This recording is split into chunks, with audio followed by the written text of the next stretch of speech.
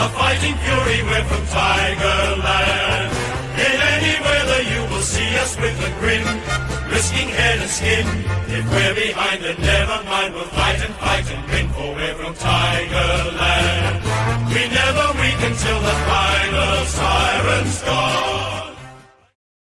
Good evening, Tigercast fans. Hope you're all doing well, and welcome to a Tuesday night injury report update. I thought we'd do something a little bit different this week. Now, I did put out a tweet just to get a bit of a gauge on what people were thinking of live shows versus pre-recorded content. Essentially, I'm doing this because tonight's one anyway, because I don't think I've got time to do it, record it, edit it, and then upload it, because I am still feeling a bit, not jet lag's not the right word, but just a bit head stuffy from the plane ride home. I'm going to go to bed shortly. So I thought we'd do a quick live just to talk about the injury report that come through. So welcome to everybody who's joined in. It's an interesting injury report, isn't it? And it's interesting because of, I suppose, one particular name, but we'll go through the list in its entirety. And I guess there's a lot of implications for more the VFL side of things. AFL-wise, I think most of the guys on this list are pretty much cooked for the season, for the AFL season. But there is still a little bit of life left in the VFL season. I think there's 2 games to go for the VFL, and the top 10 teams then play off in a wildcard weekend that then progress onto finals. So there's actually still a bit to play for in that sense. And the VFL team do need some soldiers back because they've been decimated. Well, because we've had to pull players up. They've got no ruckman at the moment. It's all happening. It's all happening at VFL level, but we'll talk about that shortly. Welcome, I hope you're doing well. Hoops, yeah. It possibly is that. I'm sure we will get to Josh Smiley very, very shortly. But I'll bring up the injury report as per the club website. We'll just go through them all one by one, have a bit of a chat. Feel free to send through your thoughts and comments as well, and we can discuss where things are at with a lot of these players. Tim Taranto, first one on the list, calf available. Obviously, very, very good news. So Serpil has said Tim did really well in the test last week, but to take precautionary approach, they decided to hold him back and should be available this week, which makes sense. I mean, I think we all would have liked to have seen Tim Taranto play last week against Gold Coast, but ultimately, if you're the match committee and the doctor staff, you probably have a deep down feeling that week that Tim Taranto playing probably wasn't going to make that much of a difference in terms of the final outcome of the game. I know that might sound very doom and gloom, but the reality is that playing Gold Coast on their home deck when they've got top 8/top 4 aspirations still is a very, very tough ask. And it was always going to be a big, big ask, no matter if Tim Taranto was playing or not. So I think they 100% made the right call by not playing Taranto against Gold Coast and giving him the extra week. And I think it's a little bit about identifying the St Kilda game as a winnable game for us. And we might ultimately not win it, but we're a better chance of winning against St Kilda than we were against the Gold Coast away. So for me, it made complete sense to rest Taranto again for that week, not worry about the plane trip and just get him cherry ripe, to use a Terry Wallace phrase, for the St Kilda game. So I'm A-OK with that. And yeah, I think that's Justin. I think you bang on. It honestly wouldn't have mattered if it really wouldn't have. And I think they're the type of discussions that the match committee have when talking about players like Taranto coming back. And the next one, McKelty Lafau, calf 1 to 3 weeks. This one looks to improve a little bit from the last week's report, which is good. So McKelty's turned the corner this week, and they're expecting him to be available in about 1 to 3 weeks, Serpil said. So I guess this is probably one that I don't think McKelty will come back in at AFL level, as frustrating as that might be, because I really do think he's got a lot to offer at AFL level. I think this is more a play to really shore up the VFL forward line in hopefully a finals play. Like I said, VFL's got 2 games left. So whether he plays the last home and away VFL game and then the wild card, or whether they drop him straight into the wild card, I'm not too sure how they might go about that. But McKelty is definitely one that they'll be looking at bringing back in for VFL end of season stuff, because he's super important in straightening up the forward line, can do some rucking around the ground, was doing some stoppage work around the ground as well. So yeah, that's good to hear that he's turned a corner and is in the right spot. Liam Fawcett, ankle, and Hayes Brown, hamstring, are both 1 to 3 weeks away. Again, this is another 2 players that are pivotal to the VFL team and how deep they might be able to go in the wildcard/finals playoff. Liam's doing quite well. Serpil said he came in for an extra footy session yesterday with a few of the other rehab boys, as did Hayes Brown. So both of them are expected to be back in about 1 to 3 weeks. 1 to 3, I mean, history will suggest that when they say 1 to 3, it's usually closer to the 3 than the 1. But you never know. And again, maybe they do have one eye on making sure they are right for the VFL program, so maybe they won't rush it. Damien, good pickup. It was Spud that said it, not Terry. My apologies. So I'm excited to see McKelty, Fawcett, Hayes Brown all returning to VFL level. Like we said on Monday night, the VFL boys are currently playing with no ruckman, no Kalina, no Hayes Brown, no Fawcett, no McKelty. Sims is playing AFL. So they've got Jacob Blight rucking. They've got Cozzy doing some ruck work. Was it Ruben Hansen, I think it was? So there's a few names rolling around that aren't genuine ruckman, and that's a big ask. So they're doing a power of work down there. So they are some good inclusions for the VFL. Scrolling down, Kay McAuliffe. This one hurts, doesn't it, everyone? This one really hurts. Kay McAuliffe quad, 3 to 5 weeks. Kane's starting to progress a little bit now. We're expecting to see him back in about 3 to 5 weeks, Serpil said. So, I mean, that pretty much categorically rules out the AFL season, which we all probably thought anyway. It rules out the VFL home and away season, and it gives him a chance for the VFL wildcard series, which starts, I think it's mid-August or mid to end August. And then the VFL finals kick off in September, I think the week before the week after the AFL finals. So Kane McAuliffe is definitely a VFL play. Unfortunately, we won't see him in any AFL action. It's disappointing because, as we all would have seen and known, that prior to him hurting himself in the AFL, he was actually doing really, really well. Off limited minutes as well. I mean, he was only getting sometimes 65 to 69% game time, but still getting 18 to 20 disposals a game and starting to have a really good impact. So I'm really keen to see how he progresses next year. And yeah, I think he's going to be an important cog in the midfield. Maybe I'm being hopeful, but I'm also trying to map out in my head who he replaces, how he fits in. But I think he does add a point of difference being a left footer as well. So hopefully we see some Kane McAuliffe action later in the year for the VFL.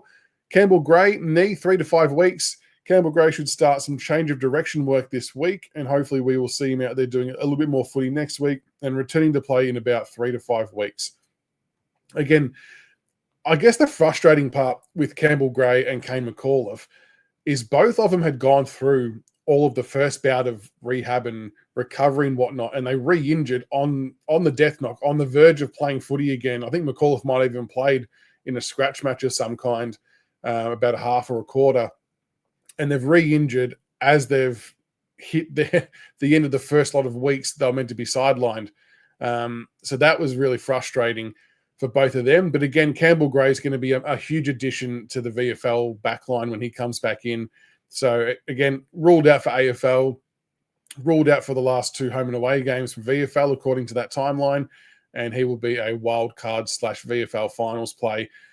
Just to clarify as well, for the VFL wildcard, it's the top 10 teams that play off in the wildcard round, and we only need to win, we need to win one more game to be mathematically locked in. We can still miss at the moment. We do play the Zebras, who are 19th this week, I believe. Not that positions mean much these days, because if a team's on or off on their day, it can make a big difference. But this week should be the week that we can hopefully lock in that top 10 spot. Samson Ryan, foot, 3 to 5 weeks. Samson Ryan's also getting through a bit of work, and they're happy to say that he should be available for the final round of the year, which is interesting. Interesting, because the final round of the year, unless he means for AFL, I don't know. I'm a little bit confused as to which level of football they're talking about here. I assume that it's going to be VFL. And again, I mean, if you look at the inclusions, you're going to have McAuliffe, Campbell Gray, Samson Ryan, Liam Fawcett, McKelty Lafau, Hayes Brown, all coming back into the VFL program in the next 5 weeks. Very, very good news for them anyway. Then we go down. I'm going to leave Josh Smiler till last because he's probably going to be the biggest discussion point. So I'll leave him till last.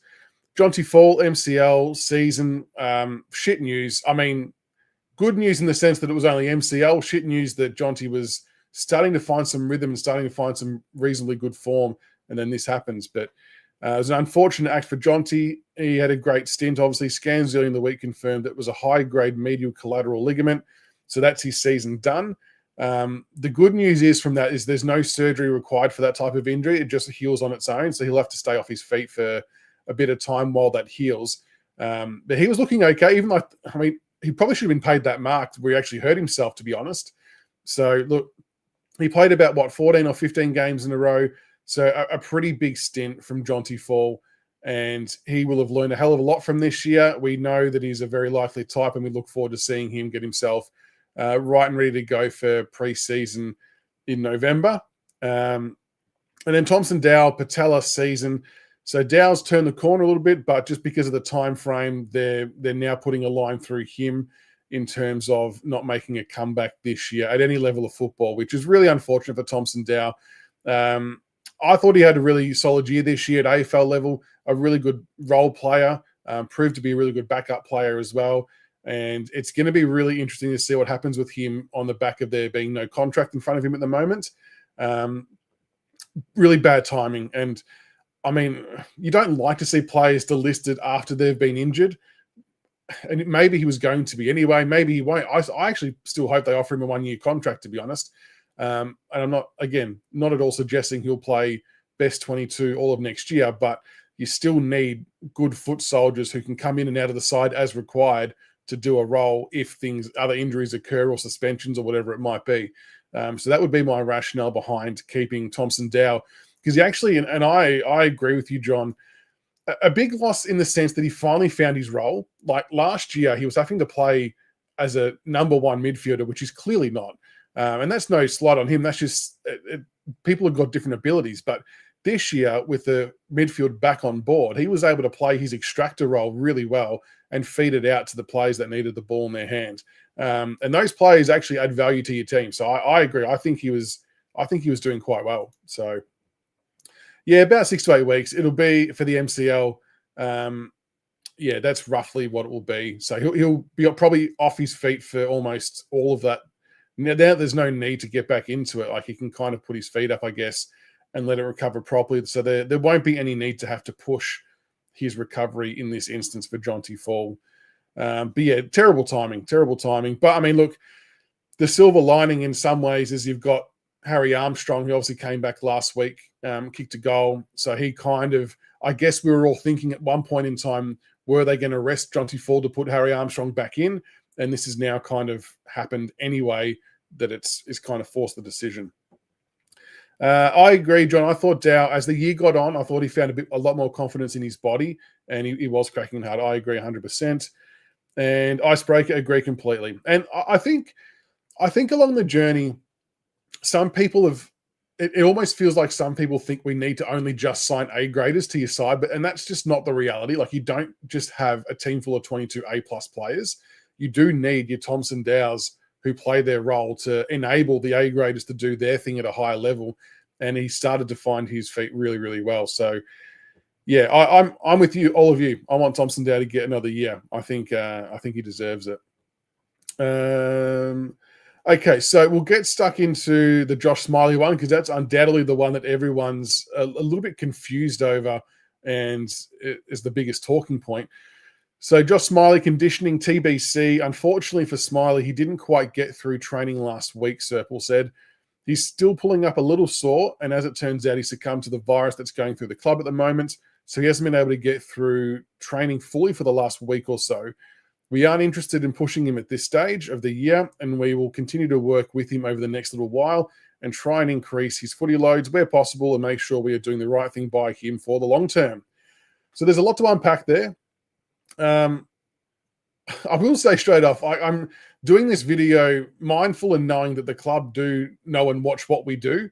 And I just think that maybe some of the messaging's been, or the messaging or the wording's been a little bit off on this Smiley one. Like there still feels like there's more information that maybe could be shared in relation to how Smiley's traveling. I guess the confusing part for supporters at the moment is what has the conditioning meant Like how has someone been doing conditioning for 8 to 10 weeks and is still pulling up sore from it? I suppose is my first question. It just seems a little odd. Like I'm sure if there's reasons why, I think it would be in the best benefit of the optics of it to let everyone know why. Like, is it because we've changed his running mechanisms?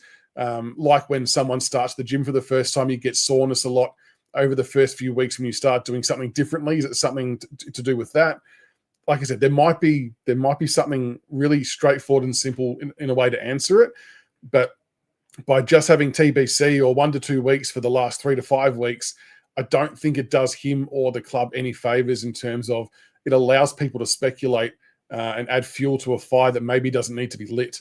Is my sort of concern. The virus thing I completely believe because we obviously had Nathan Broad was an out with the virus, and I did read and hear on certain spots that maybe a few other players were feeling a bit crook for the Gold Coast game. Not at all saying that that's why we lost. I do not want that to come across as an excuse. It's not. But there's obviously the strong chance that there were a few that were a little bit crook and under the weather. And that happens from all clubs. So that's not just exclusive to Richmond.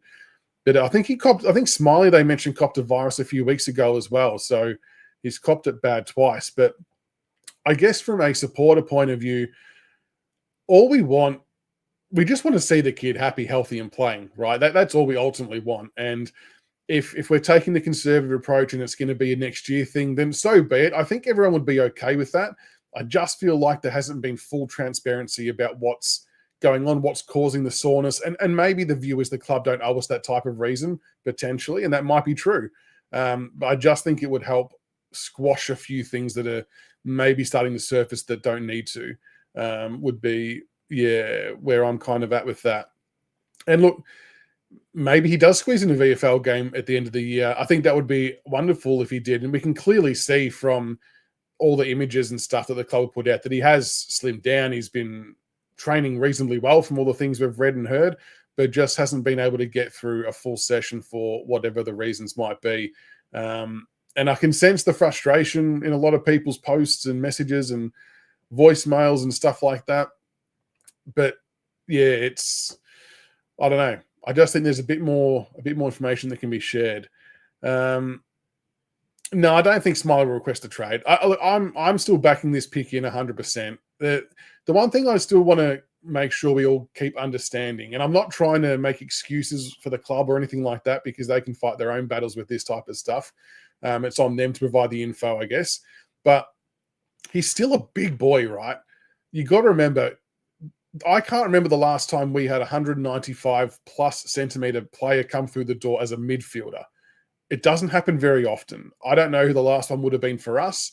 The most recent example I'm trying to think of for another club is Dan Curtin for Adelaide. He's playing on the wing. And so we drafted Smiley at 195. There's a very, very good chance that he's grown to 196, 197 since then. He might not have either, but there's nothing to say. Like, I think history shows that a lot of the players who were drafted do still creep up another centimeter or two post the draft day. And it's a big, big workload to expect of a kid. An AFL/VFL midfield running at that size is not easy to do. Not easy to do at all. And I guess because of his mass, because of his size, because of the workload involved, that you probably are going to be prone to a bit more injury issues with the stress of it all. And I think that's where the conditioning is what that's been all about. But again, I think that would be something for the club to clarify, to speak about what the conditioning is, because that's what people aren't quite understanding because we haven't been told. We're all kind of just guessing. RCD was 193. There you go. But he was a beanpole, though. And that's the difference. Like 193, but he was about 70 kilos wringing wet, whereas Smiley's 195 and a unit, like a solidly built unit. So someone like RCD wouldn't have found it as difficult to get around the ground as what Smiley would. So it's a good name to bring up from a height perspective, but this is where the weight and the size and the muscle perspective is where the issue is, I think. Yeah, Bonton Cripps didn't have breakout years in their first year. And not many first-year players do, to be honest. But Yeah, it's interesting. It's interesting. Greystoke, know a doctor that does some AFL work. He said that Trainer and Houghton were less of an injury risk perspective than Lawler and Smiley. And yeah, I think we've read that a few times, that it comes down to just the size of these players that are coming through now, and the workload being put through them, that you can be a bit more susceptible to soft tissue injuries in your earlier years, which isn't good. Hasn't grown into his frame yet. Might be one of those lads whose body isn't fully grown until 22, 23. Yeah, exactly right. And it's true. And people might not like that, but it just may be the case. I think things with players of his size playing the role he's been wanting or expecting to play takes time. And the example I keep using is, we can't, you wouldn't expect Josh Tracy from Freo, as who's the same size, to be running around doing midfield minutes. It just wouldn't happen. So, look, it's frustrating from a fan perspective. I guess, like I said, all we want to do is see him out there fit, healthy, and running around, and hopefully we do in the back half of the season. And the way I'm kind of looking at it is that he's going to essentially feel like a new draftee next year. And I know that's not what we wanted. We wanted to see him this year. But you know what? Thankfully, we were in a position where we drafted 8 players, and we've seen 7 of them play, and we've been pretty happy with what we've seen from all 7 so far. And Smiley just might take a fraction longer before we see what he's got. But you read the report from Sam Lonergan on the club website the other week, and they're still very pumped about what Josh Smiley can bring. And you could see from the preseason trainings, and in bits and pieces in the VFL games that he played, his vision's good. His handball game is very similar to Sam Lawler's, where it's very creative and opens up play. There's a lot to be excited about for Smiley. It's just, I think there just needs to be maybe just a bit more, transparency about what's going on for everyone's sake. And I think the thing I keep seeing on socials is people still thinking that he's still got the hamstring injury. The hammy injury, I think, was gone a while ago, unless it got re-injured and they haven't said anything, which I doubt. I think they would flag that if it was something that happened. So this is more just about getting, body in the right shape. Might be running technique as well. Could be a whole raft of things. So, RCD was Riley Collier-Dawkins. Apologies. Riley Collier-Dawkins. Mark says, so feel free to send through any questions or thoughts and we can have a bit of a chat about it all. We drafted 8 players. All of them weren't going to be a success. The others have been good. Statistically, you're probably right that the odds are that all 8 won't be a success. But from what we've seen so far, I reckon, we've only seen 7 of them, and I reckon all 7 look pretty good so far. And hopefully Josh Smiley can round it out next year. Maybe we'll have a pretty hot race for the rising star with Smiley and Houghton going head to head for it potentially. So my other concern with the Smiley scenario and the conditioning and not being able to get through this week and things like that is that our footy season ends in a few weeks. And once that happens, they do all their end of year reviews and stuff like that. And then they go on break for however long it is until preseason starts up. And this is assuming that he's not going to be right for VFL, or that they still may have that in mind. So he still might be a live chance in the wild card round and stuff like that. But my worry is that he's gone through now maybe 8 to 10 weeks that might turn into 12 to 14 weeks of conditioning, still pulling up sore and not getting through it all as we want him to. And then the season stops, and then his training at that level stops. They go away for break. And then is it going to just reset and start back from scratch from day one of preseason? I know they get programs to do while they're away, but that's just to maintain. That's not to build with what he's doing now, if that makes sense. So that's probably my only real concern at the moment is, will all this work be undone by the time the season finishes?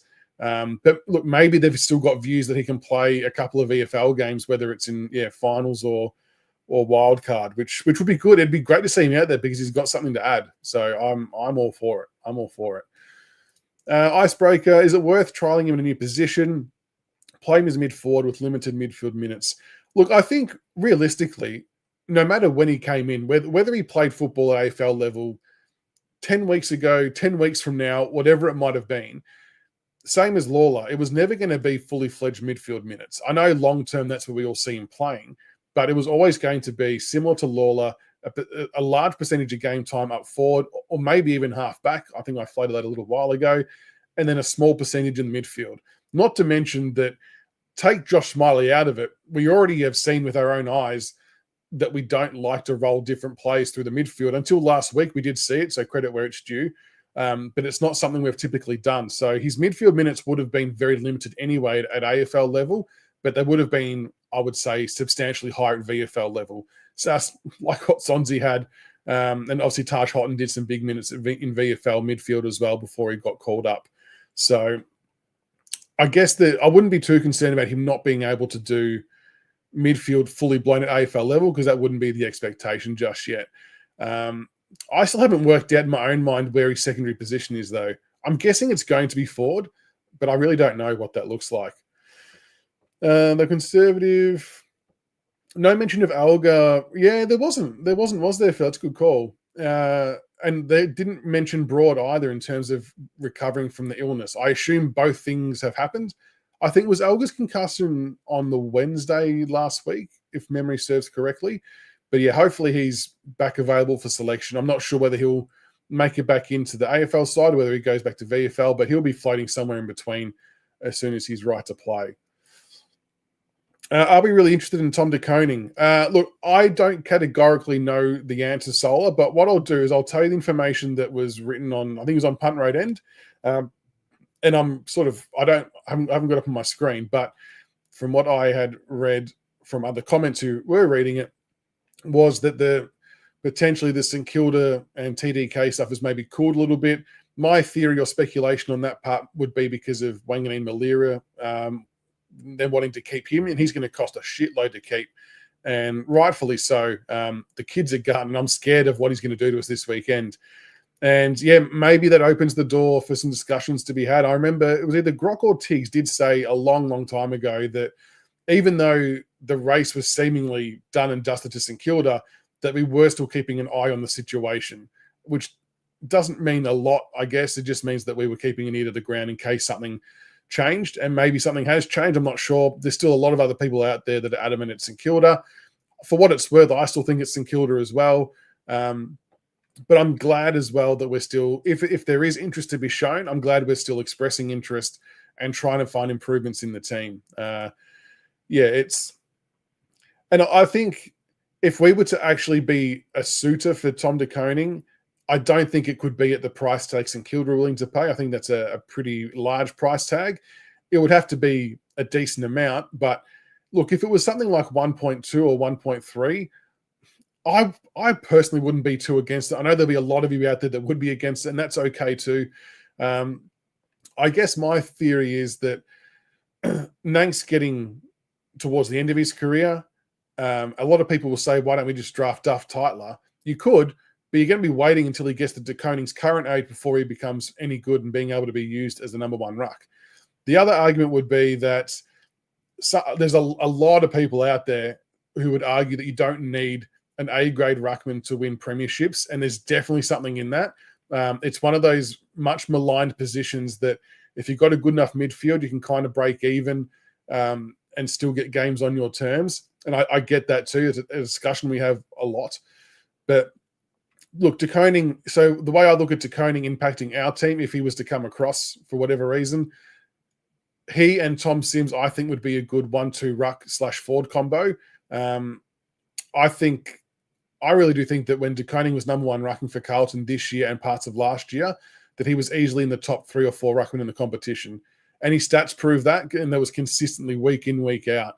And the fact that Pitnet's taken the role back, it seems like that the ship sailed from him staying at Carlton because they are just not giving him a go, which is absolutely slaying my Supercoach draft finals aspirations, which is very, very frustrating. But look, I don't buy into these overrated at all. I think he's fairly rated when he's the number one ruckman. I think he is a very, very interesting prospect. He's the right age profile for a ruckman for us, and it sort of solves the Nank issue. But you could quite as easily make an argument that we could just trade for a club second-string ruckman that will cost a lot less. The output won't be the same around the ground and whatnot. Obviously, TDK is a lot more athletically gifted than some of these ruckmen and offers a big point of difference maybe when going forward as well. But I guess it comes down to, do we have a good enough midfield to operate under a substandard ruckman, I guess is what we need to work out. Because if the answer is no, then maybe we need to pay the price to get someone good in. But there's plenty of ways it can work. But like I said, I still think it's going to be St Kilda. It's just interesting to hear that we're still keeping an eye on it, if that's all correct, which would be nice if it was. Apart from all, I think we are all excited to see Smiley, absolutely. I guess this has probably been the frustration that people haven't understood. And I think this is the part, Justin, that I believe the club need to provide some more clarity on, because it's the biggest piece of this Smiley puzzle that we don't understand. There's no hamstring injury currently that we're aware of, and there hasn't been for the last few months or couple of months, which is great. So then how is not playing managed minutes at the VFL, how come that can't be part of the conditioning phase? Because we seem to use midfield managed minutes for players coming back from injury and things like that. Why wasn't this able to be possible in this scenario? I think that's the piece of the puzzle that we all would love to know an answer to, because it's what doesn't make it doesn't make any sense to us mere supporters. And there's probably valid reasons behind it.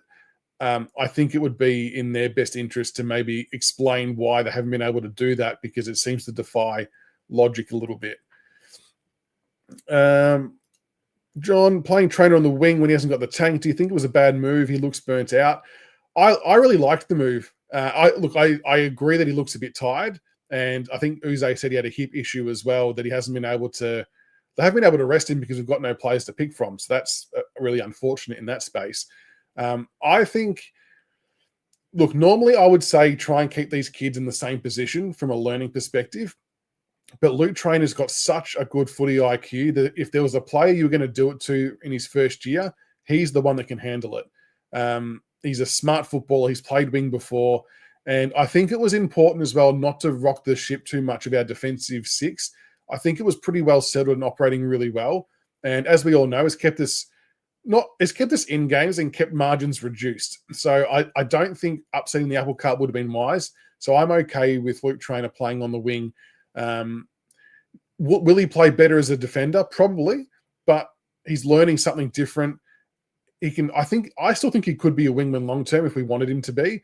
It just depends on where we see him with the most value. But look, there's no denying that he looks like he needs a rest, though, isn't there? I think that's fair to say. TDK would be a great pickup. Icebreaker, TDK would be an interesting signing. I think he could add to the team. Yeah, I'm with you. If it's 1.1 to 1.2, I'd even stretch to 1.3 if I had to. Because again, we have to pay the cap somewhere. And we're actually currently in a position where we can heavily front load someone's contract. When I say someone, I mean a free agent or a trade target or someone like that.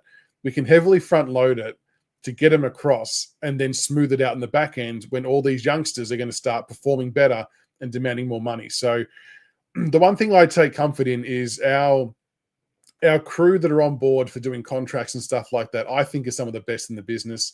I've said it before, but we were able to maintain Rance, Dusty, Cochin, Rewalt, Lynch, Prestia, Grimes, Vlosten, Bolton, Rioli. We're able to keep all of them on the list at the same time during premiership years with no issues whatsoever. So there's no reason why we can't do it again with a more inflated salary cap. So I think it'll be okay.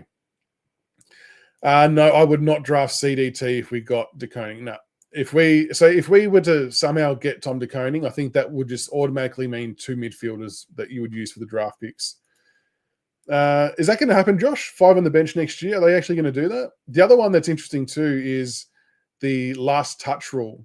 I was seeing a little bit of talk about that today as well, how they've got it in the SANFL currently that if the ball goes out of bounce and it's not from a spoil, if it's just like a missed kick or whatever, no matter what the scenario, that it's just a free kick against, which means there's less boundary throw-ins essentially. So I'm not sure what that means for Ruckman, if it makes it better, worse, what type of trade target that might mean we should go for. But it's an interesting rule that may come in. This weekend's game, am I right in assuming that Taranto and Lynch are straight back into the team? Yeah, I think they are. Yeah, well, Taranto as per the fitness report, injury report, is fit and ready to go. And Tom Lynch has now served his suspension. So, yeah, he will be back in.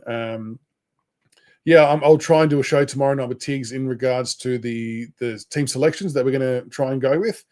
But, yeah, they should be back, which will add some strength to the side, which will be good.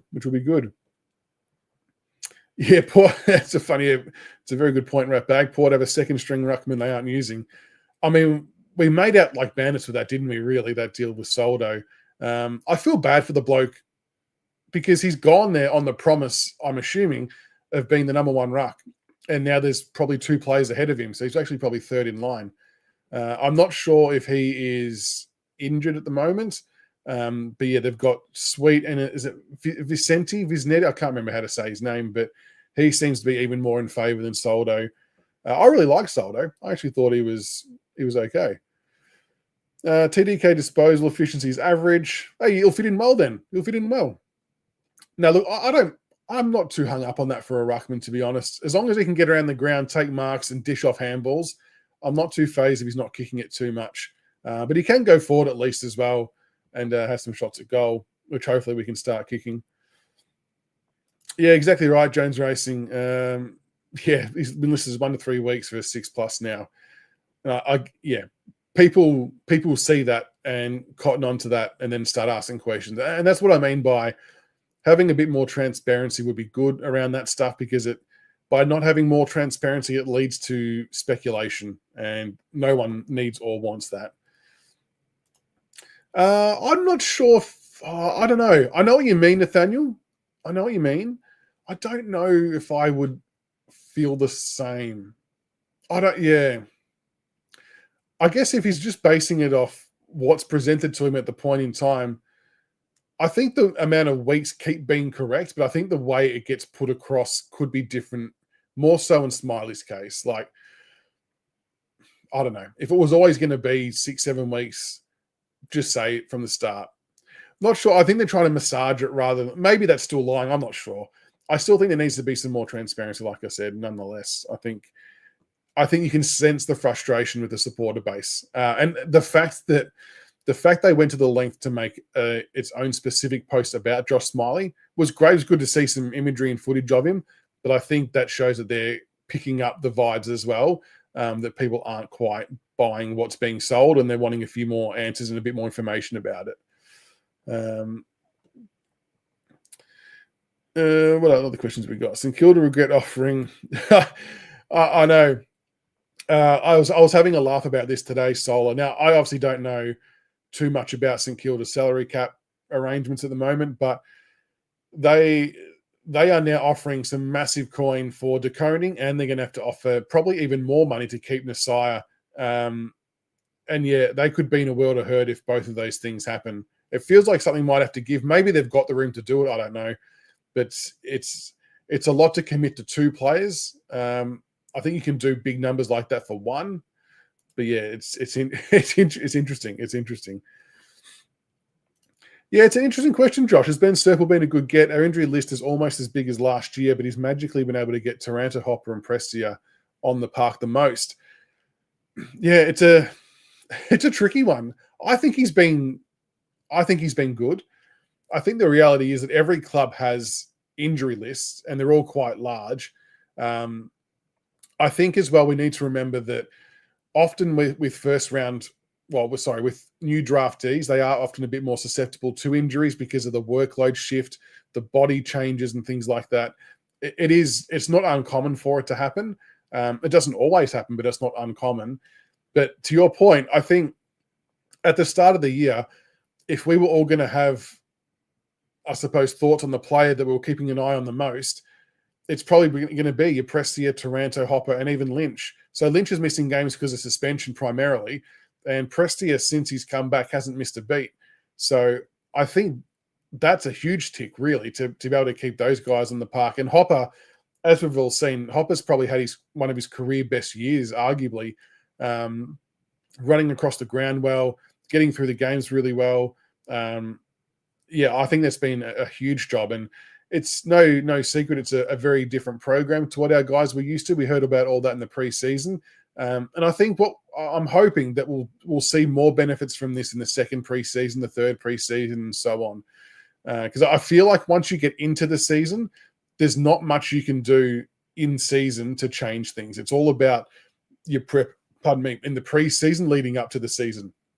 Once the season kicks off, you're pretty much just managing and maintaining the whole way through.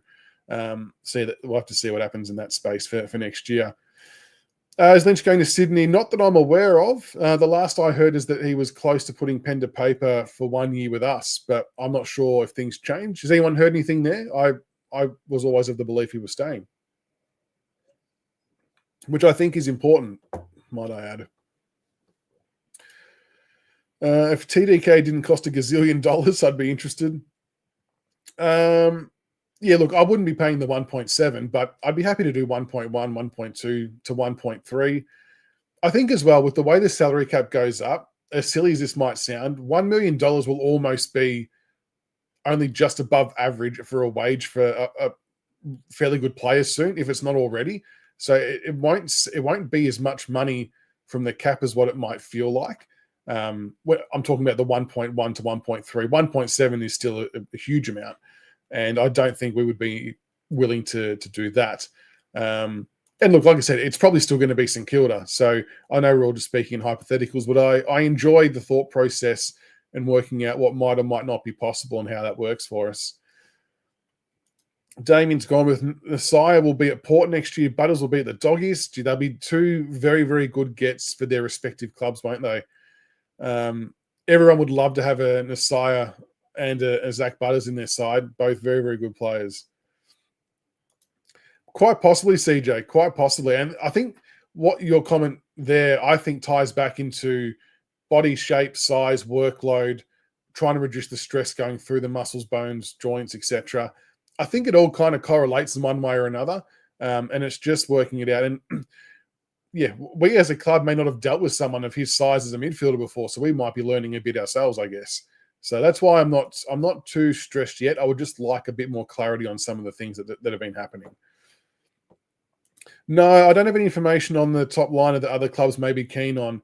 That was someone who posted that in the chat on the Monday night show. They didn't mention a name, but like I mentioned, like Tiggs mentioned a while ago, that he wasn't saying this was happening or that he'd heard it. It was just him spitballing that if a club did come knocking on the door for a Taranto or a Hopper, would we be prepared to listen because of the makeup of our midfield having to change over the next few years? And to me, if it's a club coming after a top liner, I feel like it can only really be Taranto, Hopper, Vlosten, Bolter, I would put in there based on contract length. But some of them, I don't think, or I don't know. My guess would be a Taranto or Hopper, but we don't know anything sort of categorically on that. And there may be nothing in it either. But yeah, it was just interesting because of the way our midfield's made up and what we have to try and do next year to get more midfield minutes into Campbell, into Morris, into Lawler, into Smiley, into Houghton. Like there needs to be a shift and something has to give somewhere for that to happen. Otherwise, they're all going to be stuck in outside positions and not getting exposure in the positions they're going to end up being in. I know there's a long time to go still, I guess. Get Soldo back for nothing. Oh, there you go, Justin. Tell him to come back to the club. Okay. Soldo's knees buggered. Right. Okay. That's not good either. Because, like I said, I really liked Soldo. I thought he was good. Just going through the other comments. I don't know if Smiley's got an issue as such. I think it's just more his body's just got to adapt and get used to what he's got to do. But again, I think that's kind of a bit more on the club to put forward a bit more information about why can't he do VFL managed minutes?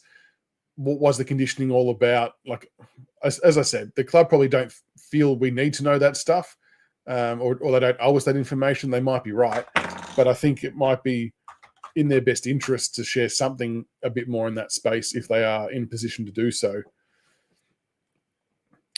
Yeah, the Roses Junior was an interesting one. Like when that came through from Cal Toomey, that was the first time I'd heard of that even being a thing. I'm not sure if the other guys had. They definitely hadn't said anything to me offline about it. Like I said the other day, my first thought was, do we already have enough small forwards? But he also plays, I think, some midfield minutes too, judging by his numbers. And he kicked 4 goals against us in the VFL, which would have been handy.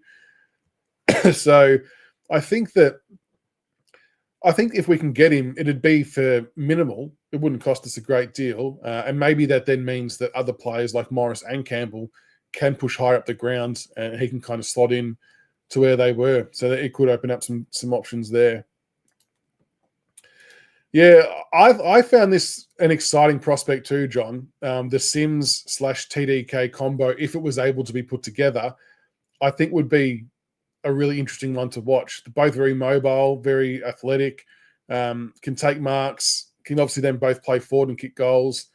That for me, that would be the attraction to the possibility of getting De Koning across if it was ever a chance. Like I said, it could well be signed, sealed, and delivered St Kilda, and that's okay. Like I said, I'm just going by what someone had written somewhere, spitballing that we're still expressing interest, which I thought was very interesting. Ned Reeves, was he about to be signed, or was it? Did I read somewhere else, Milks, that there's other clubs inquiring about Ned Reeves? Did I see that somewhere?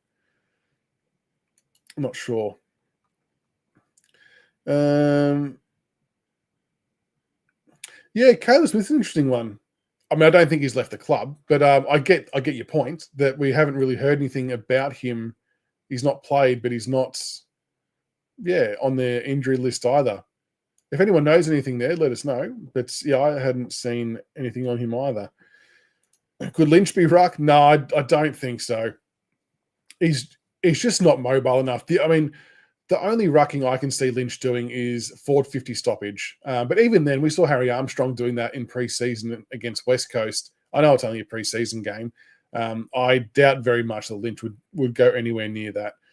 But on Lynch as well, I think we need to make sure he's not the deepest forward when teams are kicking out or have a free kick or a mark, because he's too slow to get from contest to contest. And by the time he gets there, they've worked at 75 metres down the ground unopposed. So I think we need to actually change his positioning on the ground in those types of setups too. So that's my only other 2 cents on Tom Lynch. Sydney links to everyone, as is Geelong. Jesus, they're linked to everyone as well. Yeah, the amount of money being thrown around is crazy for sure. Just going through the comments.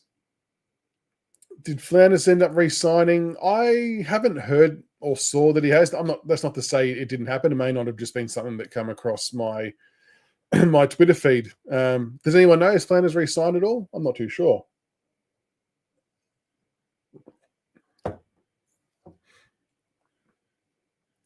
Yeah, true, Carl. We did know a bit more about Koch's Achilles issue and toddler Achilles.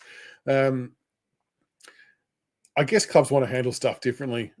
I agree. Transparency is always king, I think. Jed, how are you, mate? Does Swansea get a contract for next year? I'm in the yes camp, but I also understand I might be in the minority camp. I think his post that game he got subbed and showed a bit of emotion on the bench. I think he's shown some really good signs since then. I'd still love to see him get some more CBAs, but we know that's not going to happen. He got one last week, but he has been doing some better work up and around the ground, playing higher up the ground at stoppages, which has been good. I would be giving him another contract. I also would be understanding if he wanted to explore options elsewhere, because I feel like there might be someone else willing to give him more of a shot.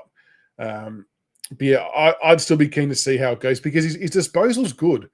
And in a point in time where we are struggling to hit targets more often than not, I think we need to try and keep the guys who can kick the footy on both sides of their body. I think that's actually an important trait we need to try and hold on to.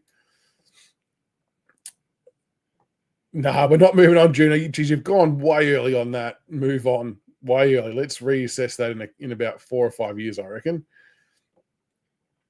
Well, we're not getting Butters, John. And I don't think Rosa should be a complete no. I think if we think he can add something to our forward line, he's a bit crafty around forward, some X factor.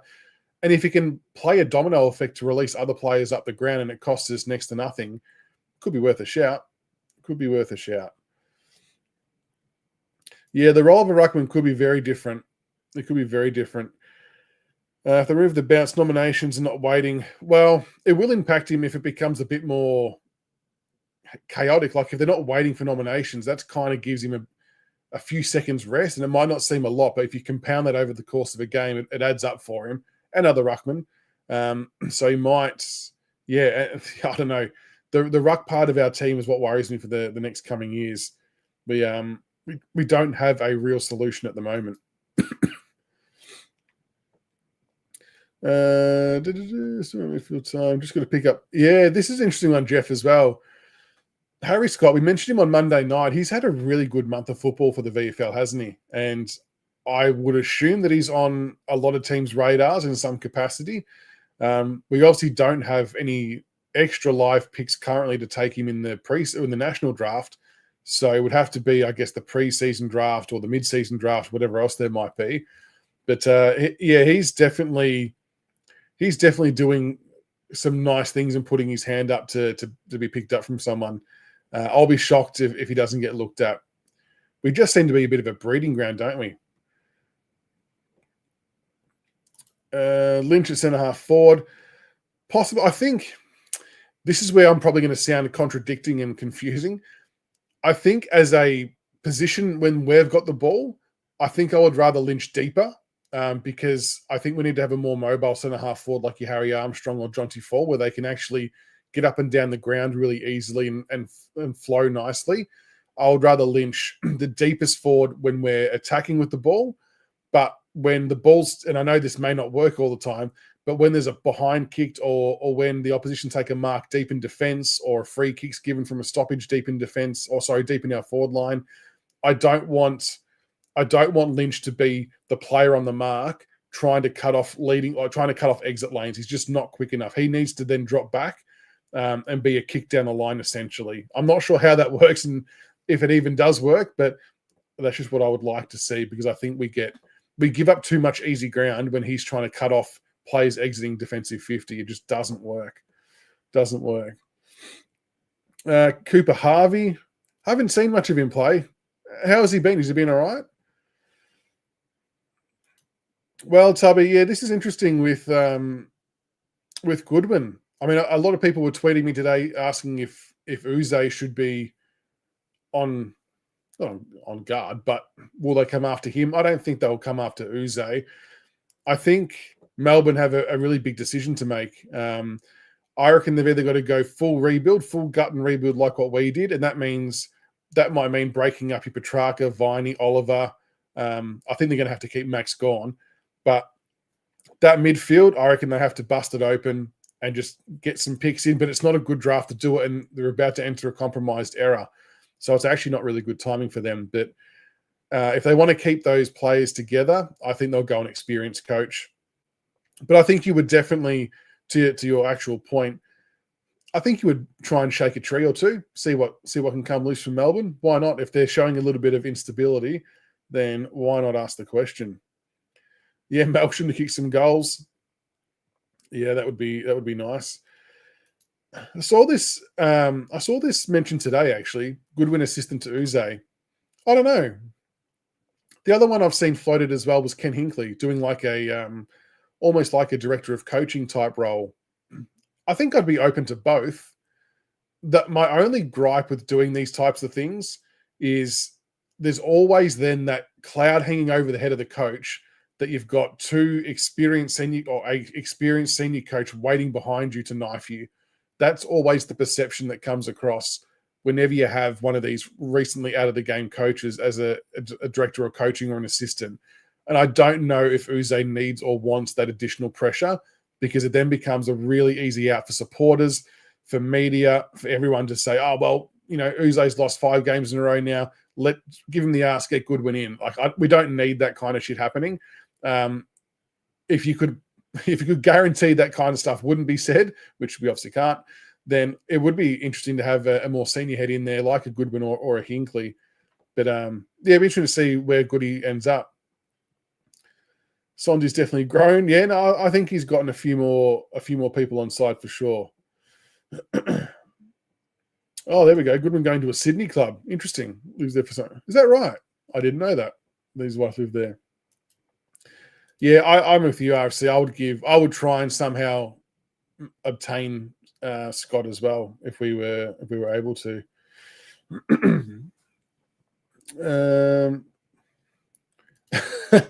Imagine Smiley still growing and becomes our ruck solution. That would be incredible, wouldn't it, Carl? I mean, there's definitely a strong chance that he's grown since being at the club. I'm not sure. They don't publish the measurements anymore, do they? So we drafted him at 195. Like I said earlier, history shows that players tend to grow after they've been drafted for that first year or two. So maybe he's 196, 97. They do have a good record together, Mark. Like I said before, I'd just be worried about the narrative about Goody's just sitting there waiting to knife Uze and all that kind of shit. We just wouldn't need it.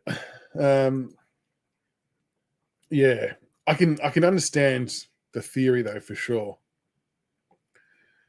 Truck and Bolton come back. Well, they did, but I mean, Rutten come back during Dimmer's era, and we were kind of. What year did Rutten start with us? Because I feel like it was not long before the successful stuff started, so there was no way that he was going to be able to outdo Dimmer there. And he's obviously still been around post Dimmer for Uze. And maybe Rutten said he has no aspirations to coach senior level football again. Might be the other thing too. And maybe Goodwin says the same thing. So that's obviously a chance as well. So I don't know whether he was like a director of coaching. I think Choco was more a development coach, but that caused the same issues. So that is actually a really good example that early days when we were not doing well, there was plenty of talk about, let's give Dimmer the arse and get Choco in. He's been there before and done it. And it probably caused some unnecessary, I don't know, conversations and issues externally. But thankfully the club got it right. Any word on the Blight situation? No, I don't know. I've seen bits and pieces, but not really enough to sort of say categorically, yeah, this is what's happening within the club. Like, I don't really have any answers on that one. I know some people will say his form's not warranted with being selected in the AFL. I don't think he did much wrong to get dropped from the AFL side. I do think that there's an abundance of players in that particular role. But I guess my thought, especially when Lynch got suspended, I really did think that Blight could have been a very viable option to play that forward role that Cosy played for us, and he could have doubled us and back up Bruck as well if Sims was rested or whatever. So that's where, at that point in time, when they went for Cosy ahead of Blight, that's what kind of makes me go, maybe there's something in it that he's going to be going home. Maybe they don't want to trigger that automatic contract extension, although that would probably actually help us in terms of negotiating if we did want to trade. But it's an interesting one. I think that will be a name that we might hear more about come trade time. It doesn't seem like there's any other alternative at the moment. Yeah, we're not sure about Cal Smith-Sola. It's a good question. Really don't know. His name's not appeared on an injury list. I mean, hopefully the kid's okay. But yeah, no one's heard anything. Seb, I reckon that Gibcus will play AFL in round 24, the last game against the Cats. And it might be somewhat of a gimme game in some ways, but I think it's going to be important for his mental development and confidence to know that he can do it at the level. He was emergency last week. I know there wasn't many other players to pick from with all the injuries we've got, but his output seemed to improve. I didn't get to watch the VFL game from a numbers standpoint. His numbers started to improve. But the only thing is, and kind of to Nuclear Days point, if we bring in Gibcus, I don't think it can be in the back line at this point in time. I mean, you can't justify dropping Miller, Young, Vlosten, Broad, et cetera.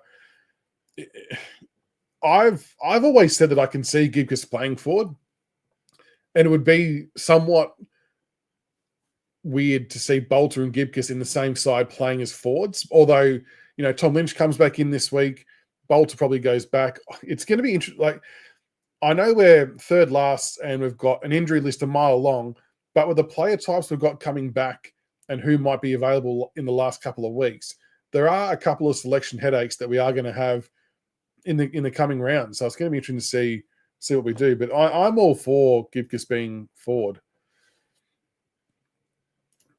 Yeah, I was talking to the boys as in my kids today about doing some more goal kicking videos. So yeah, we might have to go down to the park and have some shots at goal. And on those, genuinely, I don't edit or doctor those up. And a lot of the time, some of that shit's first try, believe it or not. But no, we'll get the GoPro out and we'll mic the kids up and we'll have a kick around and see what we can do. Besides desperate need, is it worth the players that listed 1 to 3 weeks coming back to play one AFL game? No, I don't think so. All the players that we've got listed as 1 to 3 weeks, I don't think they'll play AFL. I think that's going to be more for VFL and the wild card in the finals. Because typically 1 to 3 is usually meant 2 to 3 or closer to 3. And I think there's no point. I don't think there's any point trying to rush or put any of them back into the AFL side because there's nothing to really gain from that. I think they're better off trying to put them back into the VFL team to settle that structure, to get that working again, to give them a chance to play well in finals. So that's what I'd be doing. Is Dusty going to the Suns? Not that I'm aware of. The last I heard a long time ago was that he was considering doing some stuff with us. And Uze pretty much, I remember saying after his press conference that Uze basically said it was happening without saying it was happening is what it came across like. So yeah, I kind of felt like that Dusty might be doing some mentoring stuff with us down the track, hopefully. Yeah, I like Gibcus as well. Such a good spring in his step, good mark. Yeah, a bit to offer as well. So hopefully he comes back bigger, better, and stronger. Yeah, I think he'll play last round. I'll be shocked if he doesn't, assuming that his VFL form continues to go okay, of course. Well, there we go. Caleb Smith was sitting there with the other players. That's good to know. Just haven't heard what's wrong with him. Hopefully, yeah, it's all okay.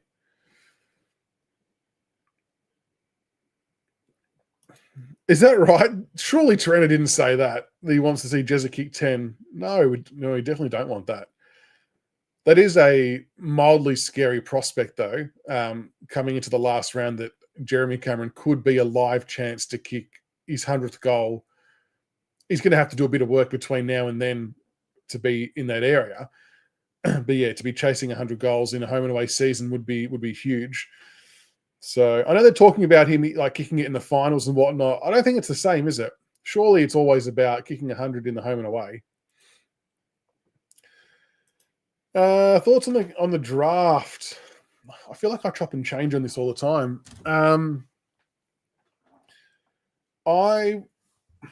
I would be, if it was me drafting off limited knowledge, I'd be locking Lindsay in as a pick, assuming that West Coast don't take him with 1 or 2. I'm assuming they get 2 because of Oscar Allen. Lindsay, I think, would play a really good, and I know people might say that picks 3 or 4 might be too high or a stretch to pick a halfback with a pick that high. But the reality is that Lindsay's probably the best ball user in the draft. And I think as Richmond supporters, we can all universally agree that we need some skill in our side and people who can kick the footy well. And I think he fits that mold. He could develop into a midfielder as well, potentially down the track. But I think his ball use and being a nice, neat left foot kick is an appealing prospect. And I think, look, Sam Grill definitely did himself a lot of favours in that VFL game he played for us.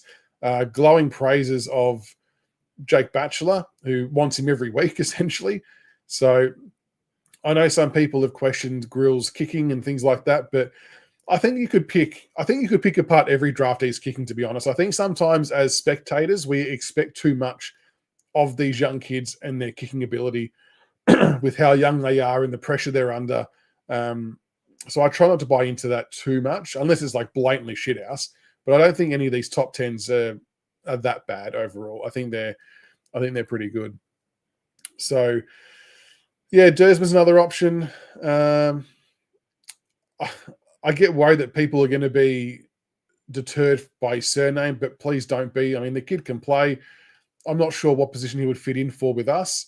So no, I kind of feel like Grill or Lindsay, or Grill and Lindsay would be ideal. Cumming would be ideal as well. That's a good shout.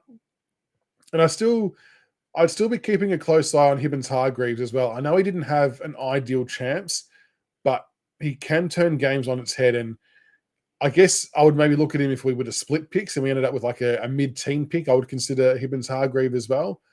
But yeah, it's going to be interesting. There's a lot of speculation that we might split picks as well. I don't know who with or what that looks like. So I would suggest that we would want to keep our pick 2, whether that's North's or ours. And then trade pick 3 maybe and get 2 teens picks or a late 9 or 10 and a teen pick. I don't know. I'm sure the powers that be will make something work. Yeah, 25 goals in 3 weeks is a big ask. And 10 against Essendon's not out of the question, is it though, RFC? That would be a genuine chance, I'd say. Hey, Jeffrey coming down from Bundaberg. Well done. Enjoy the trip down. Hopefully, I think you might have picked an okay game. I think we'll be okay this week. Or I reckon Lindsay will go a bit higher than that. Who have you got ahead of him? CJ? I reckon we'd say Sharp's ahead of him. Dersma's probably ahead. I mean, people will say Duff Tyler. I'm personally not sold, to be honest. But who else would you have ahead of Lindsay? I'll have to do the math on this in the coming days, but I don't think we can end up any worse than like 5 or 6 at the moment. I think we're kind of safe around that mark when you're sort of considering academies and bids and stuff like that. And we probably just don't want to climb above Essendon. We want to kind of stay where we are.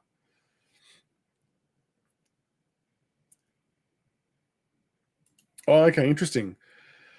Says the West Coast are trying to avoid taking Vic talent unless they have to do so. So CDT and Dersma, they seem to be looking at South Australian WA talent. I mean, it'll be fascinating to see what happens if they go down that path. I don't think they would take Rodriguez at 1 or 2. But let's say they do take a WA and an SA kid at 1 and 2, and we've got a full board of all those Vic players. I mean, I'll take Sharp, I guess, as 1 or 2. Yeah, it'll be interesting to see what we do.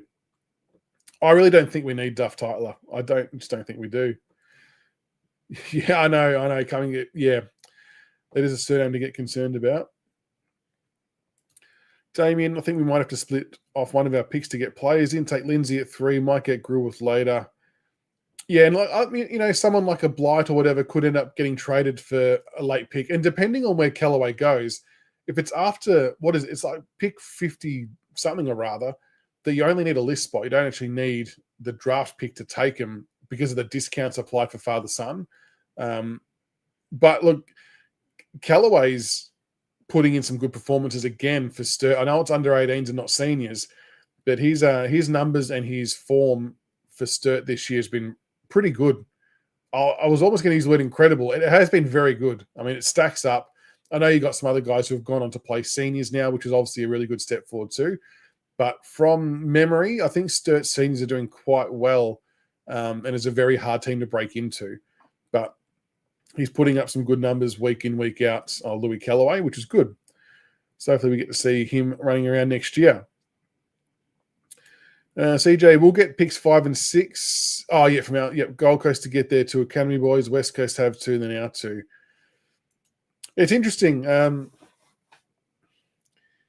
There's always talk about clubs dealing with each other for like handshake under the table gestures of, we'll do this trade if you don't bid on our players and things like that. I reckon we're at the point now that West Coast and Richmond, assuming that they're comfortable to take the players they're going to bid on, we should both be bidding on every player possible in those first 4 picks. So whether it's Euland, who else is there? Adamsall, whoever it was, there's a heap of players in there that we should be bidding on to make life difficult for clubs around us, because Gold Coast are already humming really, really good, and they're about to add a shitload of like elite talent. Why not make it difficult? If you happen to land one, you land one. I don't think we should fear that whatsoever. Callaway's playing well. I mean, I've always felt that he's been a second to third round pick player as the years gone on. I thought he had a really good chance. Like, he didn't do a lot of flashy things, but he does a lot of things really well. And I'm not trying to take away from Dyson Sharp's chance because he was excellent. In a lot of the games, though, if you watch it, Sharp ended up with an extra, sometimes 8 to 10 disposals because Callaway spoon-fed him the ball and he was able to then go and do the damage. So they've both done their jobs respectively really well.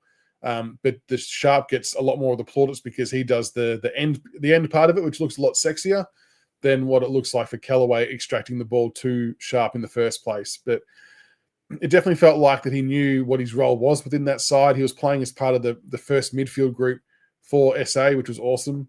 I think he might surprise a few. I hope so anyway. And we've got Archie Daffy. He's doing some good things. He had a game last week for Geelong College. I think he kicked 4 goals, including a game winner in the last 30-odd seconds. So he'll be father-son eligible next year. We've got Tanner Armstrong's doing some good things as an NGA next year. And shit, wouldn't it be funny if they scrapped the father-son rule from next year? Wouldn't that be the most elite trolling you would ever see if they happened to scrap the father-son rule next year and we could still take Cody Walker? Could you imagine? Could you imagine? But then it would also hurt us with Jack Lees and Archie Daffy, of course, which wouldn't be nice because I'd love to get those two on board. It's a really tough question, Paul. It's a good question. The problem is I'm trying to sort of work out where he would play at senior level for us. I don't think there's going to be room in the midfield for him initially because of the players we've obviously just drafted and currently have. I think his best bet is to play as a defender, funnily enough, like his dad.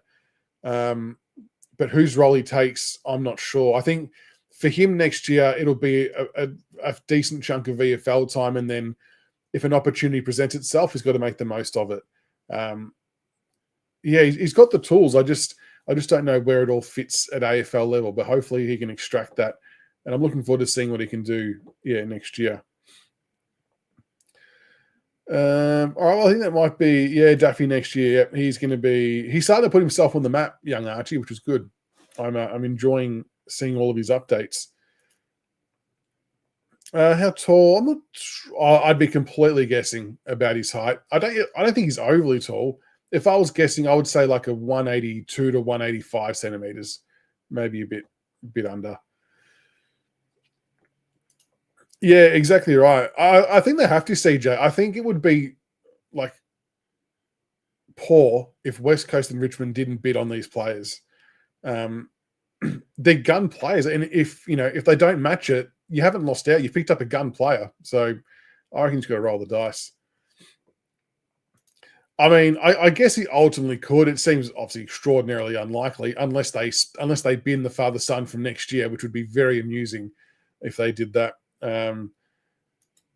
I still stand by that picking the Blues is not the right option for his football. They are a rabble. Rabble. But anyway, he's made his choice. Unless the rules change, then we might do the funniest thing of all time. Oh, there you go, Callaway 185. That was close. All right, well, that's a bit of a wrap for tonight. Something a little bit different. Like I said, I'm happy to try and do more lives like this where we go through injury reports and just talk Richmond, whatever. I'm sure there'll be some more interesting topics as the year gets on, closer towards trade time and draft. We might ramp up the lives during the draft time. And, good to have you all on board to chat tonight. I appreciate the love and support. Tomorrow night, I'll text Tiggs to see if he's all good to do a team selection for tomorrow night. And we'll get the graphic updated and get everything ready to go. It feels like selection should be straightforward, but always good to get his thoughts as well on the game too. And we'll see you all tomorrow night around, it'll be about 8:45, roughly 8:30, 8:45. So we'll see you all then tomorrow night. Otherwise, we'll see you next Monday for the weekly live show. So until next time, have a great night and go Tigers.